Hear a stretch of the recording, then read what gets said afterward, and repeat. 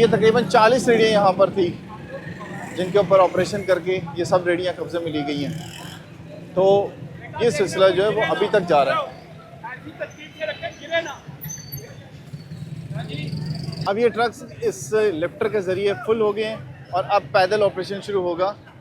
और ये superintendent municipal corporation की जो टीम है और जो इंस्पेक्टर साथ हैं, ये अब मुख्तलिफ़ जगहों के ऊपर जाएंगे और देखेंगे कि किस जगह पर तजावज़ात हैं। तो ये लोडर्स मज़ीद मंगवाए जाएंगे और इन लोडर से अब सामान जो बाकी रखा हुआ है वो उठाया जाएगा।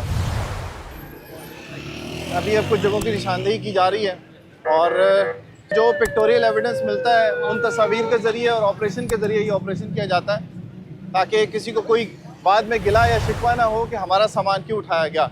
और वो सामान जब कब्ज़े में लिया जाता है तो पहले उसे वो सबूत दिखाया जाता है कि किस तरह से यहाँ पर कब्ज़ा हुआ था, उसके बाद जो है वो सामान वो कब्ज़े में लिया जाता है।